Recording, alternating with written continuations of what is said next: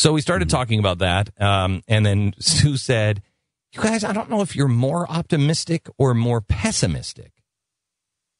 And Pat and I can correct me if I'm wrong, Pat and I both have come to this place, and the best way I can describe it is when I was 18 years old, I moved from Seattle to Washington, D.C., and I'm crossing the Rocky Mountains. Now, I'd never been away from home or anything. I'd never been in the East.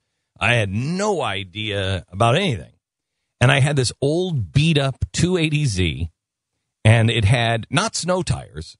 It had tires that didn't even have almost no treads left in them, okay? The car barely worked, and the tires had no treads. And then somehow or another, I hooked a U-Haul to the back of this thing. And I hauled the U-Haul with all my furniture, what furniture I had, across the Rocky Mountains in February. Not a good idea. So I remember the time when I got up to the top, and now you're starting to go down. And I'm approaching, I think it's the Eisenhower Tunnel. And I'm approaching the Eisenhower Tunnel, and at this time they were like either no guardrails, or I was looking at those guardrails going, that ain't going to stop anything. And it's a sheer cliff, and it's all snow. And the U-Haul is fishtailing. I'm from Seattle. We don't have snow like that. I have no idea what I'm doing. I should not be in the mountains. And the thing is fishtailing, and I know I can lose control of this car that fast. And so what I did is I opened up the car door, and seriously, and I think you would have done it too. You open up the car door. Has anybody done this before?